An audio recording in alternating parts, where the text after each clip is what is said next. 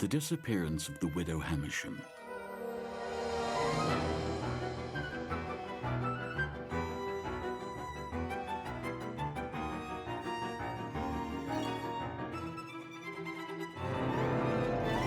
Written by Petr Macek, music by Daniel Barták, read by Jamie Marshall.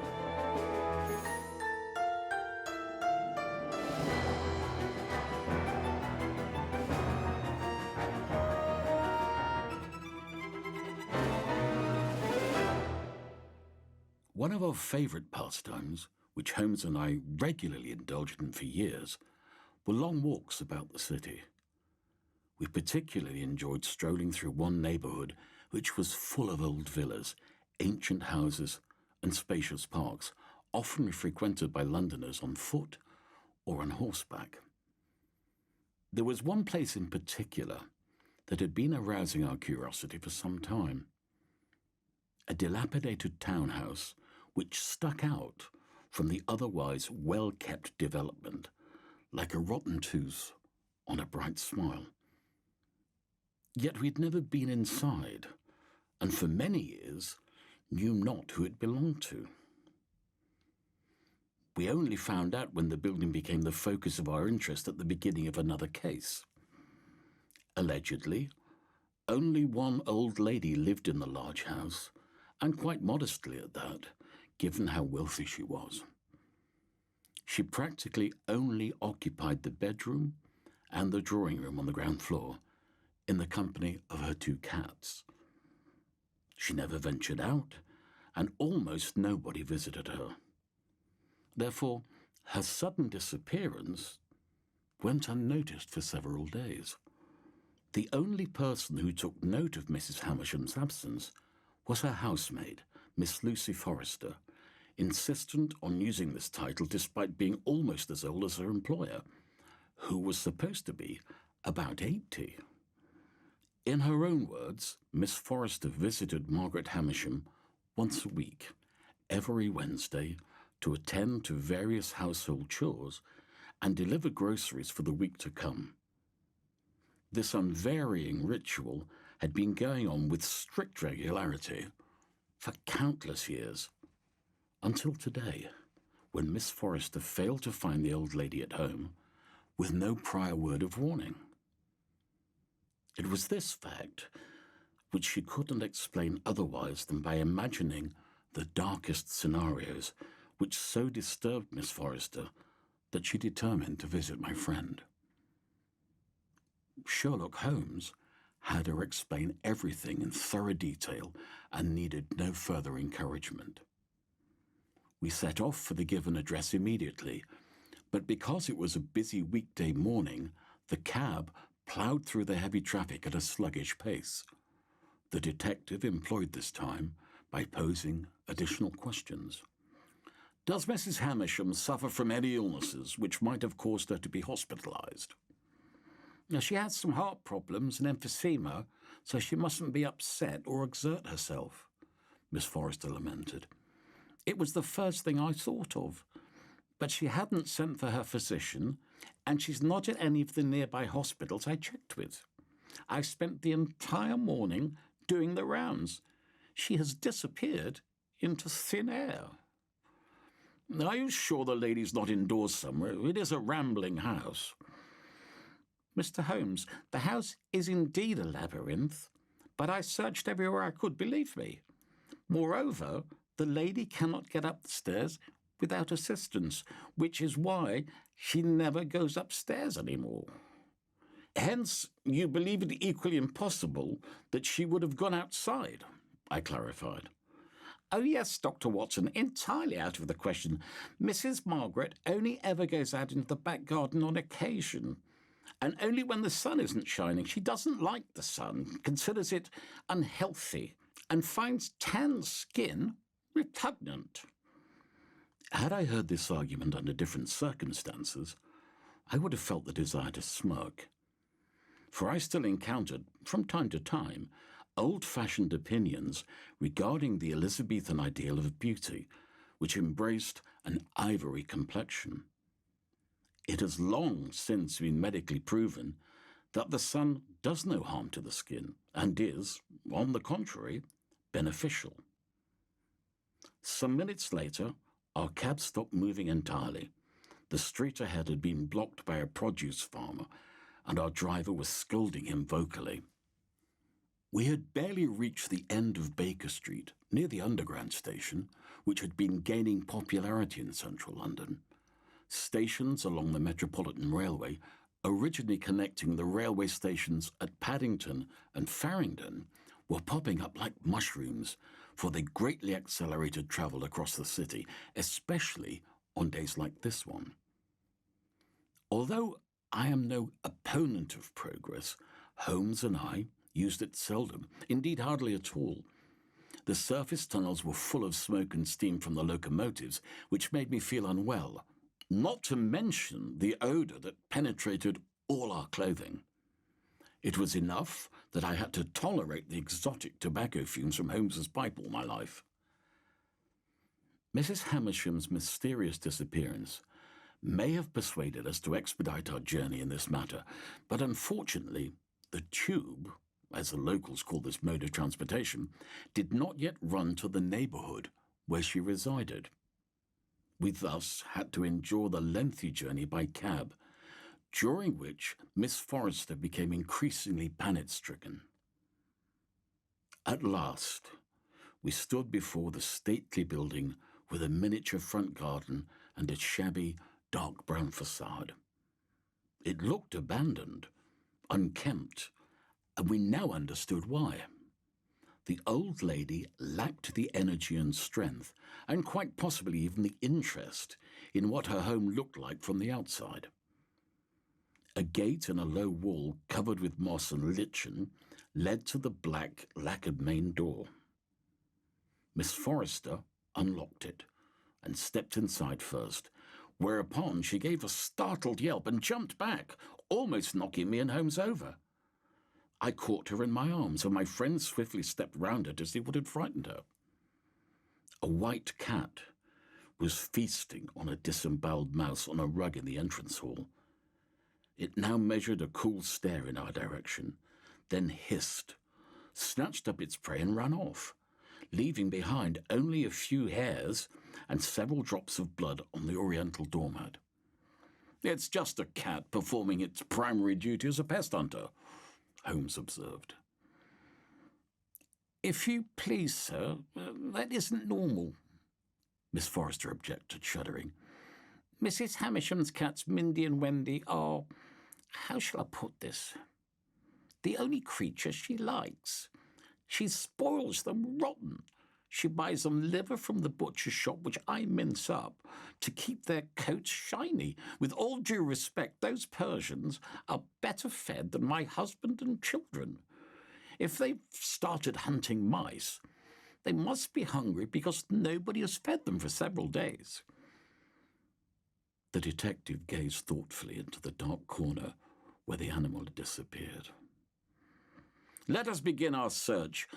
Only once I am satisfied that the house is indeed empty, shall we consider our next course of action," Holmes decided, and asked the housemaid to show him around. One could go in several directions from the hall. To the right of the main door was the entrance to the dining room and kitchen, while the drawing room was on the left, leading back to another room which was presently converted into the landlady's bedroom. Directly across from the entrance rose a broad staircase, ending in a landing with a ficus plant and a large mirror in a massive frame. Here, the staircase split into two arms leading to the upper floor. Beneath the stairs, set in the wood panelling, was an almost invisible door leading to the cellar. At the end of the hall was a doorway opening onto a grass-covered yard. Holmes's examination of the ground floor was fairly swift, but nonetheless typically thorough. Yet neither he nor I noticed anything that would indicate when, how, and in what condition Margaret Hamisham had disappeared. The place was clean and tidy, devoid of any suspicious articles or clothing strewn about in haste. Quite unlike the exterior, the inside of the house looked considerably better. The mahogany furniture in the drawing room smelled of fresh polish. The upholstery on the chairs and sofas was well kept, and the china in the display case gleamed spotlessly. An oriental smoking set took pride of place. Holmes, himself an avid smoker, gave it a mere fleeting glance and moved on indifferently. The iron-framed bed with its headboard in the back room was simply made, and on the nightstand with a petroleum lamp lay a volume of Jane Austen with a leather bookmark. On the wool bedspread was a depression left by the cats, who evidently had not given up their habit of sleeping on the bed, even without their owner to keep them warm. After a thorough inspection of the kitchen, with a cast-iron stove and a heavy oak table, a well-stocked pantry and other rooms, we descended to the cellar, which was filled with clutter. We searched every place where the helpless old lady might have fallen, or where she may have accidentally injured herself, but to no avail. The only thing we found was the soiled cat litter, which those fastidious animals were still using. We returned to the drawing room, no wiser than we had been. "Does Madam have any kin?" Holmes asked, searching in vain for family photographs. There was but one faded image of a handsome man with a trimmed beard holding a cigar and posing in a light tropical suit, poised on the shelf. "Not that I know of," Miss Forrester shook her head helplessly. "She had no children, and her husband passed more than 40 years ago. When she had a mind, which was not especially often, she recounted how they had travelled the world together. As far as I know, he worked in the civil service, the foreign ministry maybe. I always thought she must have been very happy with him. She only became embittered in the course of a long, lonely life. So there are no siblings, nephews, nieces?" "No. I'm sure she has nobody." "You said she has no visitors either. Why did she, or rather does she, live in such solitude?" I wondered, ashamed of my mistake in having spoken of the lady as already dead. "I don't believe she ever felt lonely," the housekeeper sighed. "But it must be said that Madam is a very particular person. She loves the old ways, is reserved, does not make friends or seek out company.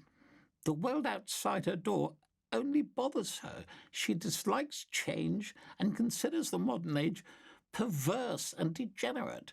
She is quite satisfied in closing her shell behind the walls of this house." "How wealthy is she?" The detective pursued his questioning. "Oh, she never confided her financial affairs to me. But if you look around, this house alone, and everything in it, suggests a considerable fortune." "Does she wear any jewellery?" "Who for?" exclaimed the lady.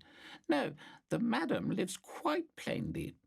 She does not indulge in ostentation. Why, she even refused when my husband and I once offered to buy her a gramophone." "Do you know if she made a will?" "All of Mrs. Hamisham's documents are in the custody of Mr. Reynolds. His office is at Charing Cross Road. If there is a will, it must be with him." Looking around, the detective stopped at the window and looked out through the curtains. "Is there anything missing? When you were searching the house for the lady, did you notice anything suspicious?" he asked, pressing for more clues. We had precious few so far. "I haven't noticed anything missing." "How does she pay your wage?" "Once a month in cash." "Do you know where she hides the money?" Miss Forrester nodded. "Every few months, Madam sends me to the bank with checked cash. She then uses the money to pay for running the household. She keeps it in a small black purse, which she always keeps close at hand. It also contains her medicine, which I prepare for her in the coming week, and some other little items." Yet we had not found any such purse. So something is missing after all. Summing it up, the facts are as follows, Holmes mused. Mrs. Hamisham disappeared sometime after your visit last Wednesday, some 3 to 5 days ago, considering the hungry cats. Had she undertaken to do so on her own, it would be contrary to all her habits and essentially beyond her abilities, as you claim. Whatever it was that induced her to leave her house, it was unexpected, and she must have had assistance from someone who did not forget about her indispensable purse. Hence, he or she must have been aware of her condition, and there are not many such people. It took the housekeeper a moment before she realized why the detective had fixed a meaningful look upon her.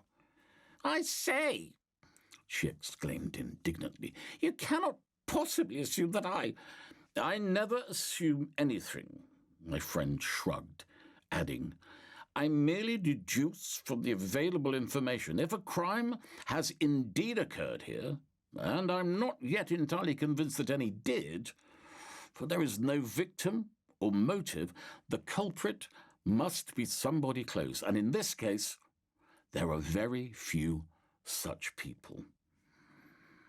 She may have been randomly assaulted or burgled.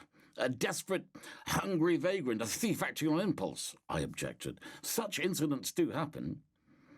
"Then the scene would be quite different, and more than just one purse would be missing," Holmes disagreed. "No, this does not fit a burglary." "Well then, what shall we do?"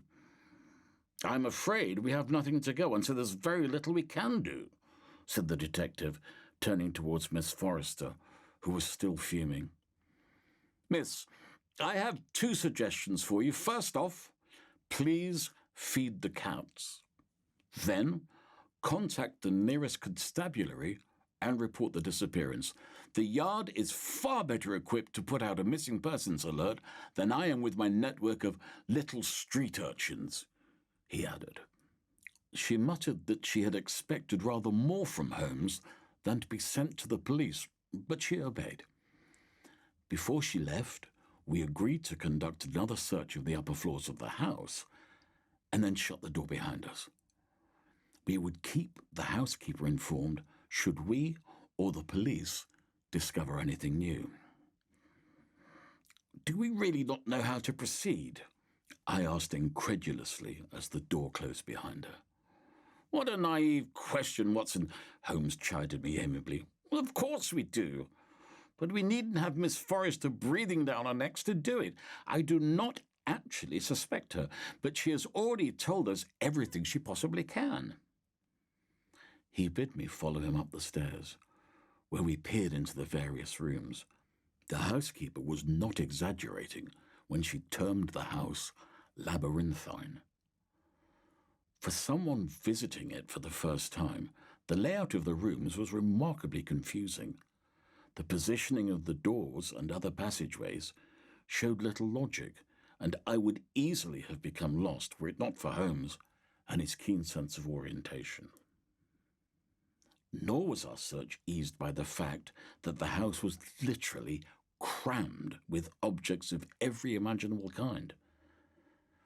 Although Mrs. Margaret occupied the lower floor with minimal furnishings, the upstairs was overflowing with curios and collections apparently accumulated with her beloved husband on their travels. There were articles from East Asia, the Far East, America, even the head of a rare white bison trophy hanging on one wall. I cannot imagine a single museum that would refuse such a collection. "It is odd that she collects so many things, yet is unable to enjoy them," I remarked. Had time not been of the essence, Holmes would have doubtless liked to immerse himself in the clutter and examine every curio and rarity, one piece at a time. "They are of profound emotional value to her. She is unable to part with them, and just knowing she has them is enough," he surmised. I believe he understood her feelings. A library full of rare volumes also occupied 2 rooms, where I spotted a number of unique first editions of classics. Many of the shelves, cabinets, commodes and other furniture were covered with linen sheets to protect them from dust. The crystal chandeliers and historical armour were likewise draped with greyish covers. It all made me feel as though I were in a haunted house just waiting for something to move. The faint, musty odour only intensified this atmosphere. I wouldn't be surprised if somebody had concealed the old lady's body under one of those sheets, I remarked with a chill running down my spine. A thorough search of this entire place would be a job for days, even for several people. It would be exceedingly melodramatic to wrap her in sheets and hide her here, Holmes frowned, returning to the corridor leading to the staircase, where he crouched to examine something on the floor. Aha, just as I thought, he added after a moment, and fell silent again. You might think that I am a mind reader, Holmes, but I must disabuse you of that error, I said, clearing my throat after he'd been silent for too long. Have you found something? Forgive me, my dear fellow, I got lost in my musings, he apologized, rising again. I have found nothing except the dust stirred up by our footsteps, which indicates the following. Miss Forrester has long since relaxed in cleaning the upper floors, or rather, given up on it altogether. Why should she bother if the old lady never comes up? She hasn't swept here for months, he declared with satisfaction.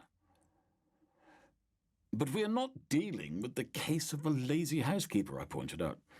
Quite so, my friend, he smiled. Nevertheless, it has provided a valuable clue to our investigation.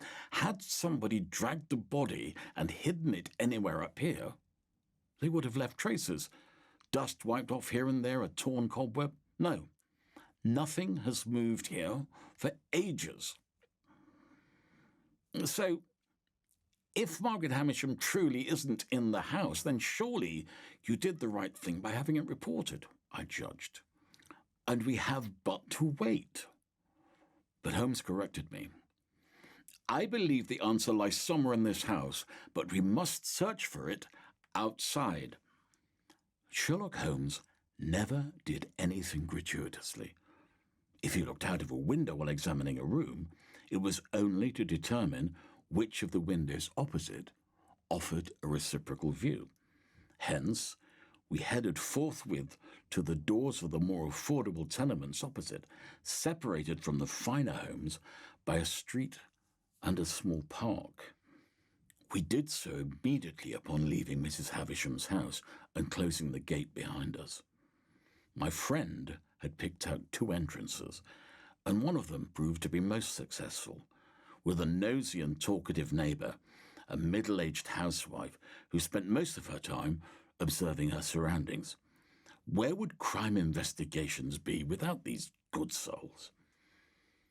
In the torrent of words unleashed upon us, which I am unable to reproduce here with any accuracy, there was one crucial piece of information, for it was not entirely true that nobody ever visited the old lady.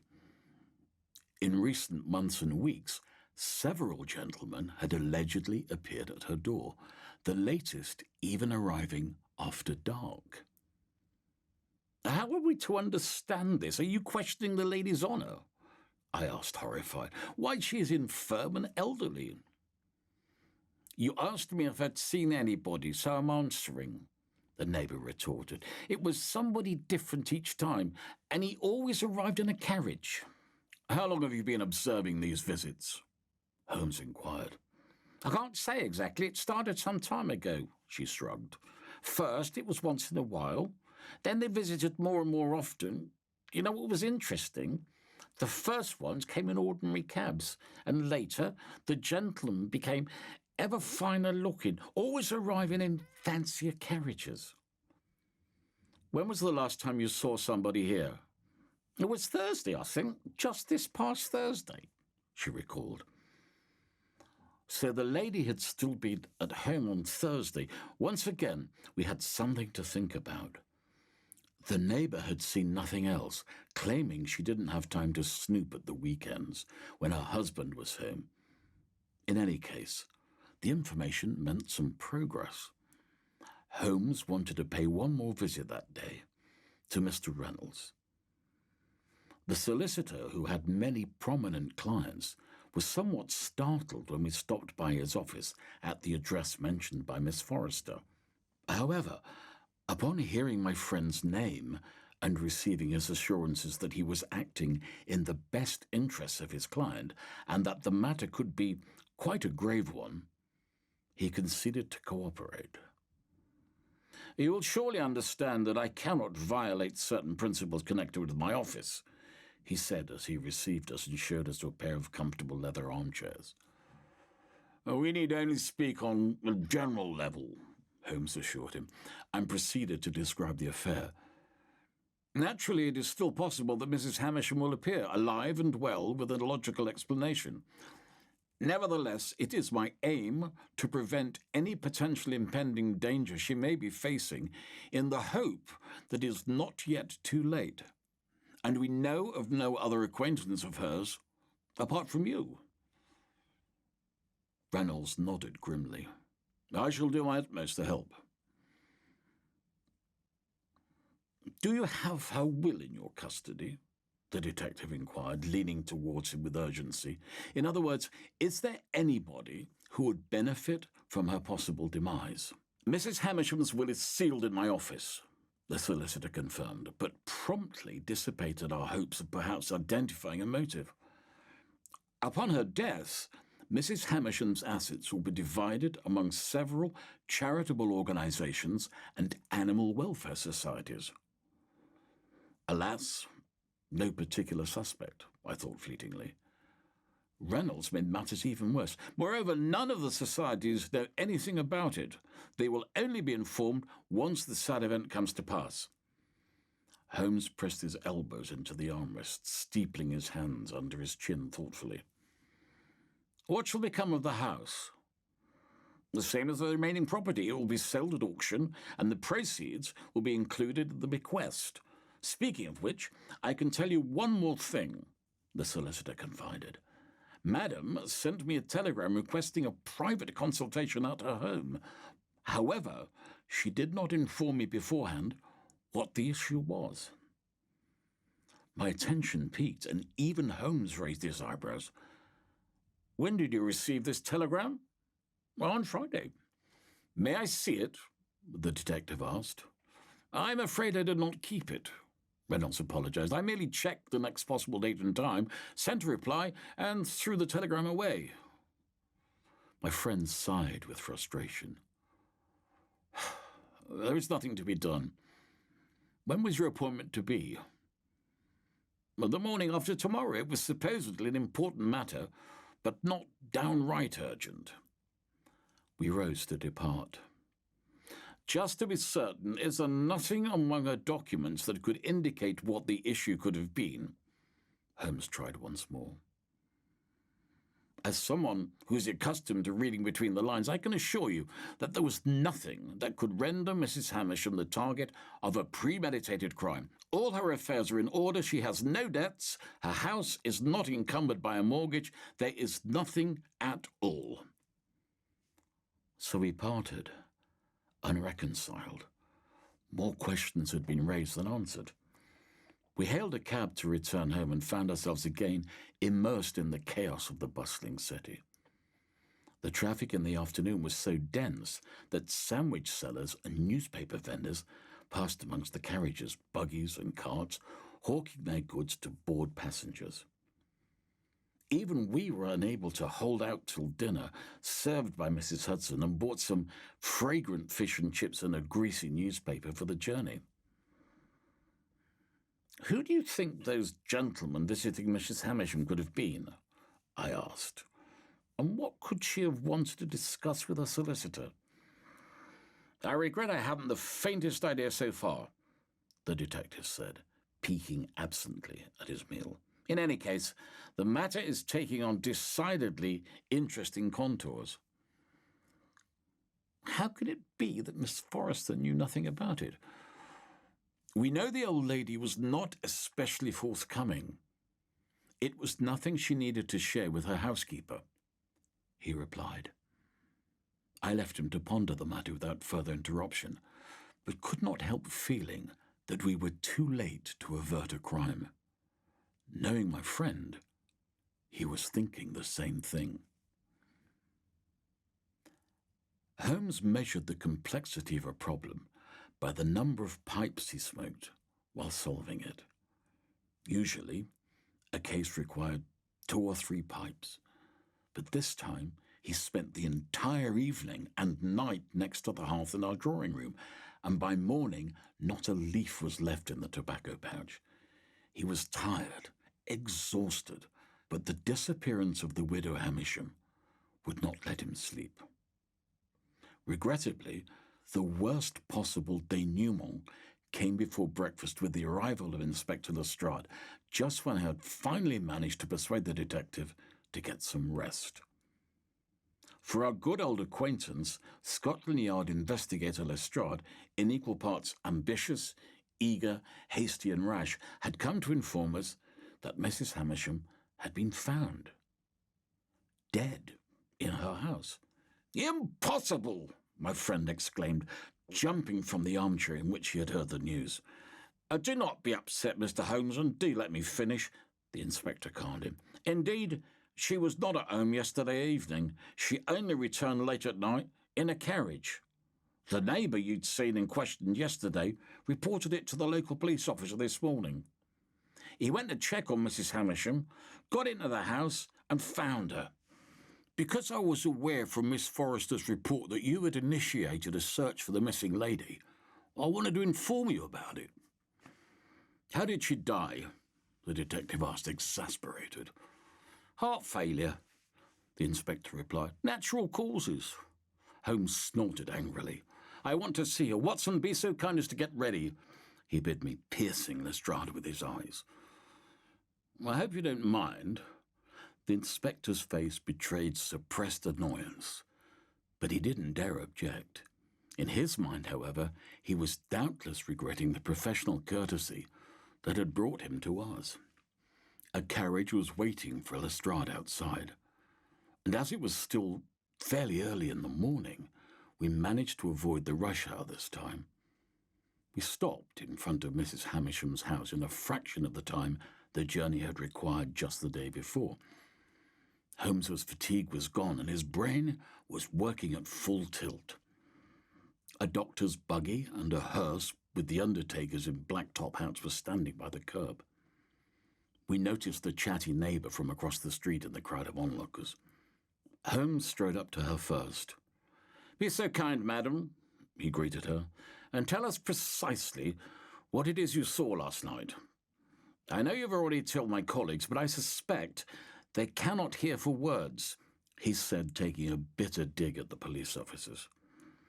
"Why, no, it was dark, and it was across the street," she began hesitantly. "The rattle of wheels woke me, a covered coach stopped out front, and the lady alighted and ran into the house. The coachman, an outrider, took a trunk from the rack, carried it inside, and then left." "How long were they inside?" "About half an hour." "Rather a long time, wouldn't you think?" the detective said, looking pointedly at Lestrade. "They were helping an old lady," the inspector reminded him. "Perhaps they were dragging the trunk upstairs for all I know." "Perhaps, and perhaps you will be promoted prematurely," the detective retorted snidely and strode off into the house. I followed him swiftly, and we took no further interest in the offended Lestrade.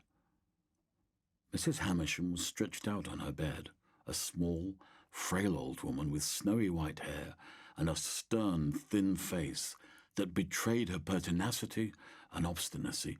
She lay on her back, hands folded across her breast, as though she had only just fallen asleep. Next to her on the nightstand was a purse full of money and a tube of medicine. The police physician in attendance repeated the cause of death, which we had already learned from Lestrade, but Holmes asked me to conduct my own assessment. I examined the body carefully, but until an autopsy was carried out, my options were limited. Hence, in concurrence with the police report, I had to state that there were no apparent signs of violence on the body of the deceased. Her oral cavity was clean. There was nothing to suggest the ingestion of poison orally or its injection. And given her known diagnosis for an ailing heart, it could have indeed been a heart attack. Rigor mortis was already becoming apparent on the body. So you see, even Dr. Watson is on our side, boasted Lestrade. Do not distort my words, I chided, feeling like a traitor. Holmes was evidently surprised. Perhaps, he said, ignoring us and thinking frantically out loud, perhaps it all happened differently. Or perhaps you are simply wrong this time and are seeking a sensation where there is none. The inspector returned caustically. There was a metal tin with butter biscuits marked "Greetings from Torquay" on the table, which had not been there before. The policeman pointed to it as irrefutable evidence. She simply departed for the weekend to get some sun and returned last night. Unfortunately, the journey left her exhausted and the lady succumbed to cardiac arrest. Is that so hard to believe? Just because she hadn't told her housekeeper about the planned trip. It is obvious, judging by her purse, that it was hardly a case of theft.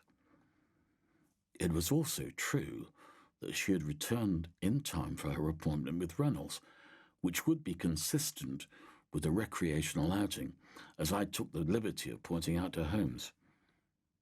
He made no reply, his eyes darting about the room. He stopped abruptly near the display cabinet. There was a gaping empty space where the Oriental smoking set had been only yesterday. His eyebrows shot up, and he started searching for the set excitedly. But even after telling the surprised inspector what he was looking for, Lestrade retained his usual skepticism. Something of the sort can hardly be considered a motive for a cardinal crime. He yawned, unconvinced. Nor could I think of any explanation other than that the owner may have put it somewhere herself. Can you not see that everything about it is wrong? Holmes said despairingly. Lestrade's lazy and convenient deductions come as no surprise, but you, Watson? He suddenly became alert, listening attentively. Did you hear that? He asked. What? I can't hear a thing. Lestrade raised his head, eyes twitching from side to side. Holmes led us toward the sound, which only he could hear at this point. He returned to the hallway and opened the door at the backyard. Two large cats, unaccustomed to spending the night outdoors, leapt inside with shrill meows. Someone must have chased them out. Mrs. Hamisham's cats, I explained to the inspector. Well, aren't you an adorable little puss? He said, leaning over one of them, but it returned the favour with a slash of its claws. They are spoiled and dislike strangers, I added, as Lestrade jumped back with a curse. The detective perused the empty courtyard. Someone was here last night, he deduced. There are fresh footprints in the grass and scratches on the rear gate where somebody picked the lock with a skeleton key. Is this still not enough, Inspector? Lestrade was no genius, but he was no fool either. When he saw Holmes's dogged insistence, he tried at the least to understand. Very well, then. What is your version of the events? He asked, folding his arms condescendingly over his chest.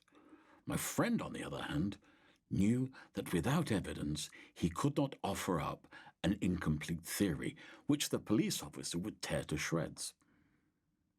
I shall give you an answer by this evening, if you agree, he proposed to the inspector. If you do not hear from me by then, you may close the case as death without foul play and publicly declare that I was mistaken." Those were high stakes indeed. Our professional adversary's eyes glittered in his pointy face upon hearing this proposition. When the body had been taken away and the inspector and his men had disappeared, Holmes and I remained alone in the house. We stood on the threshold of one of the rooms with Mrs. Hamisham's collection of souvenirs, her cats meandering about our legs. They seemed to sense that were it not for us, they would not be fed and would most likely spend the night outdoors. Their white hairs clung to my trousers. I am starting to perceive the outlines of what happened, but several crucial pieces to the puzzle are still missing, the detective admitted. I suspect what occurred and how, but that is all. The essential fact was that there was no suspect. "You're still better off than me or Lestrade," I replied. My friend gave me an almost pitying glance. "Tonight's events are quite obvious." He began to fill me in on what was already a certainty in his mind. The lady did not return home alive. "How can you be so sure?" "Because of the heart pills that remained in her purse. Miss Forrester counted them out for her mistress beforehand, and had the latter died last night, there would be none left. Yet several remained in the tube. Why had she stopped taking them?" "Because she was dead," admitted I. He grunted in agreement. "She died 1 or 2 days earlier in a place as yet unknown to me, but somebody went to considerable lengths to make it look like she had returned. Apparently her death came as a surprise, and he had to decide what to do. As you know, rigor mortis can be delayed if the body is kept warm. All that was needed was for anybody with a slight figure to throw the lady's overcoat over her shoulders and imitate her gait. The other 2 men bore the trunk in which her body was concealed. Once in the bedroom, they arranged and staged everything, and the individual impersonating the widow left by the back door through the courtyard. The entire party knew somebody could be watching them from the neighbouring houses, hence the theatrics. The cats must have got out during the escape via the back door. They most likely took off as well," I suggested. "Mrs. Hamisham would not have let them go outside." Holmes nodded approvingly. "Thanks to Mr. Reynolds, we also know who may have gained from the lady's death." This part still eluded me. Why the societies that stood to inherit know nothing about it?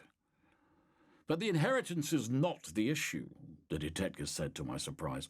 "Not in the true sense of the word. However, we did learn that the entire estate is to be auctioned off, and we also know how fondly the old lady clung to her things. She did not wish to get rid of them or sell them. Yet somebody so greatly coveted one of the items in her collection that they finally decided, when Mrs. Hamisham refused to give up on good terms, to find a different means." "Could it have been the smoking set?" "Well, certainly not. The inspector is not mistaken in that regard.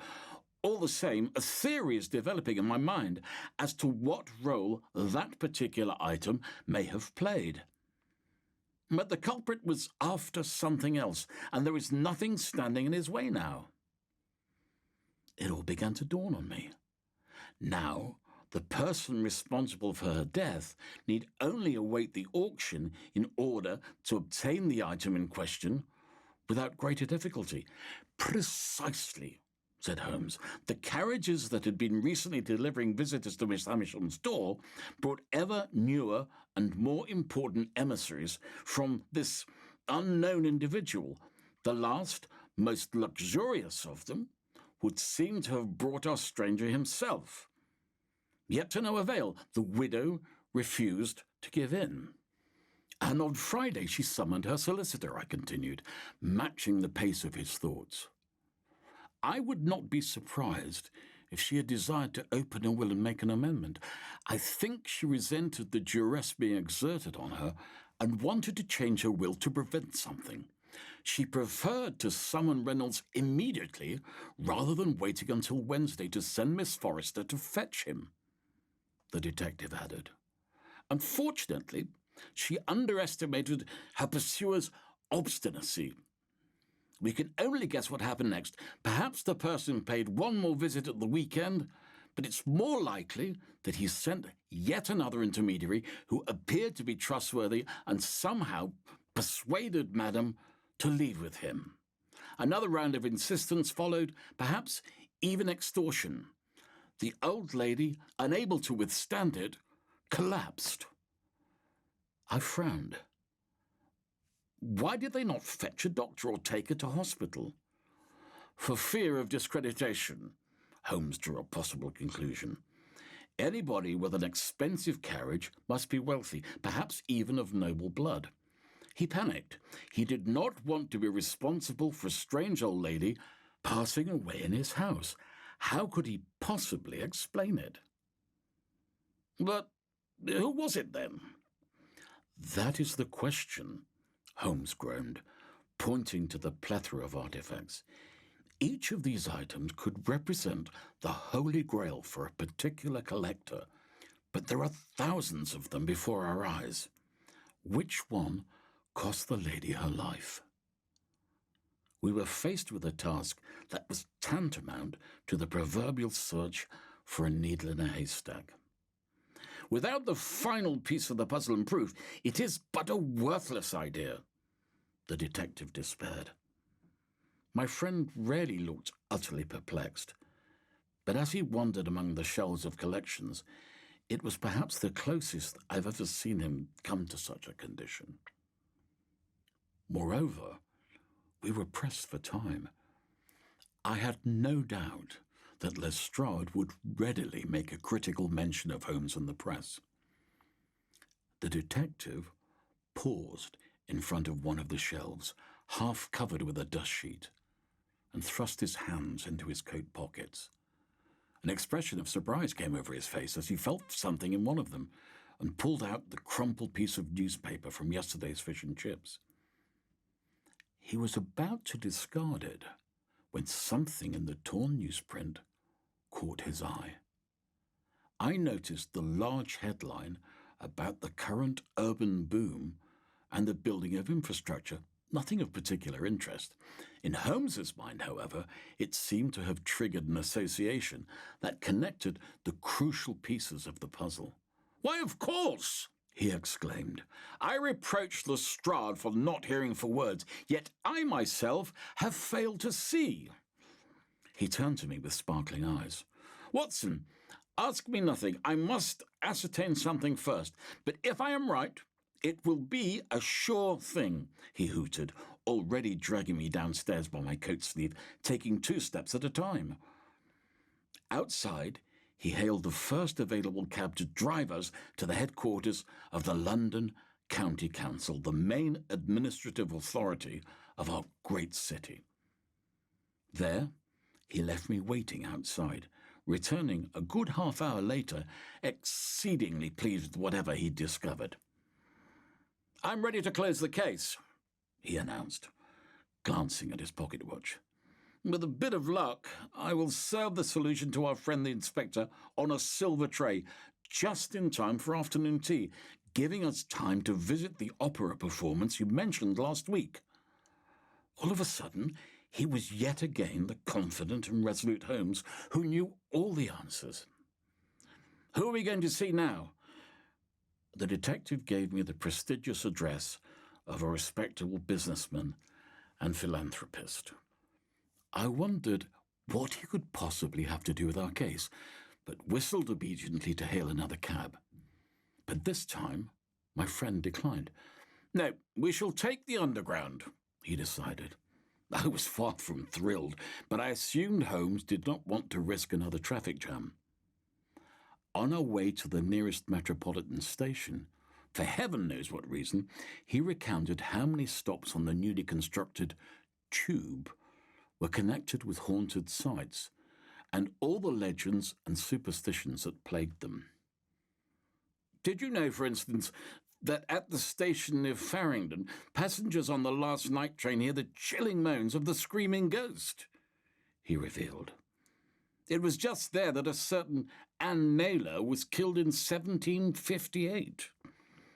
He took an interest in such legends, so it came as no surprise to me that he knew so many. Oralgate Station, for example, which was built at the location of the epicentre of the Great Plague of 1665. Almost 1,000 victims are buried at the site, he remarked, as we reached the platform and waited for our connection. What made you think of these tales just now? Because soon there will be another station in London associated with death. You mean... I faltered, taken aback. Yes, he said, confirming my reasoning, and gave me his arm to help me into the car that had arrived. No sooner had we taken our seats, the steam engine whistled, gathered speed, and plunged from the station into a dark tunnel, which, as I had feared, filled up rapidly with unpleasant smoke. The underground is the future of the city, Holmes continued. It is booming incredibly fast. Countless private companies and investors have put up money for the construction of the Metropolitan Railway, and it is in their interest to keep building new stops. We even have a tunnel under the Thames, and the daily number of passengers is around 10,000. Indeed, they have started building new electric cars, which will soon rid us of the unpleasant fumes. There are vast amounts of money involved. But what does anything in Mrs. Hamisham's collections have to do with how the underground is built? We emerged in yet another station where more passengers boarded. The answer is not concealed in the house. The answer is the house itself, he revealed finally. It did not take long for me to put it all together as follows. The underground does not yet run to the neighbourhood where Mrs. Hamisham resided, but that is soon to change, I realised. Quite so, the detective confirmed, overcome once more by the sadness. This time, not because of his own inability to solve the puzzle, but because somebody was so greedy that they wouldn't shy away even from terrorising a stubborn old lady. The house stands at a crucial location for the expansion of the railway. Plenty of demolition is required wherever something new is to be built. Hence, the owner of the investment company building the new Metropolitan line had an eminent interest in purchasing the site. He needed to acquire it at any cost, for the tunnel cannot go anywhere else. Nor could he wait, as construction is to begin forthwith. It is set in stone in the city's zoning plans. When his emissaries failed to break the lady's resolve, and further visitors left her unconvinced, he lured her to his own residence, putting her under excessive duress for several days. How do you suppose he persuaded her to leave with him or his lackeys? By force? No, he wouldn't have dared. He is, after all, a gentleman. He used bait, thanks to which she went willingly. She even took her purse, like a proper lady. I didn't attempt to conceal that I had no idea what this ruse could have been. Mrs. Hamisham only cared about one thing, and that was her beloved late husband, whose belongings she still clings to, Holmes reminded me. This is where that oriental smoking set comes into play. It did not belong to the old lady, as she could hardly have smoked with her emphysema. At first glance, it did not fit in with the things she kept upstairs, for it was almost new. You will readily find similar ones in the souvenir shops at Piccadilly Circus. I believe it was brought to her as a lure, and Madame had it placed in the display cabinet immediately. Then they told her a story about it having belonged to her husband, whom they may have encountered somewhere on their travels. So the old lady made a rare exception and accepted an invitation to tea or dinner, believing she had found a kindred spirit and someone to glorify her husband with. I grasped the meaning. She was too late in discovering the truth, whose residence she was at and why. Holmes concluded. I imagined how Mrs. Hamisham must have felt when she learned how she'd been deceived. The final straw must have been finding out why they were so determined to buy her house. Madam was not just sentimental, but entirely out of touch with modern times. These two factors came together into something her heart literally could not overcome. I'm not surprised it broke, I remarked. By then, we had almost reached our destination. This mode of urban transport was rapid indeed. But do you know what it all means? I asked Holmes as we alighted from the car and set out for the residence of the businessman, or more precisely, the chairman of the Tube Company Limited. Yes, I do. The detective pursed his lips in anger. It was not murder as such, but the manner in which they treated the lady, quite literally bringing about her death, is highly immoral. I will not allow such behaviour to go unpunished. On this occasion, I will take the liberty of exploiting your contacts in the press, whose condemnation will be a far greater blow to this individual than the hand of the law. I could presently go into the details of the later stages of the investigation, but they are decidedly less interesting. In brief, they are as follows.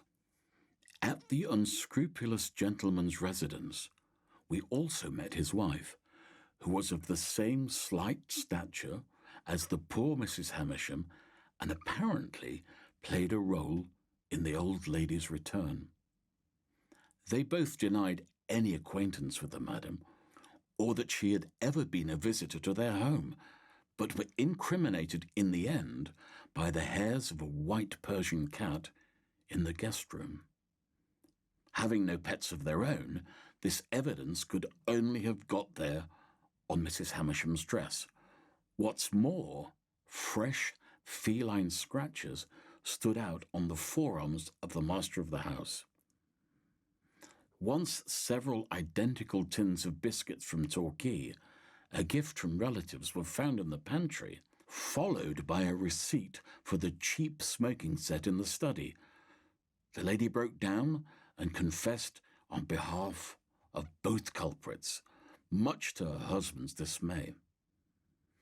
They had supposedly retrieved the smoking set and disposed of it in the Thames to cover up their tracks. Paradoxically, had they left it in its place, Holmes may not have given it such attention. The Tube Company went bankrupt and had no further part in the development of London's Metropolitan Railway, but this did little to slow its expansion. Indeed, a new tube stop was later built on the site of Mrs. Hamisham's house. Sherlock Holmes and I, however, continued to favour cabs.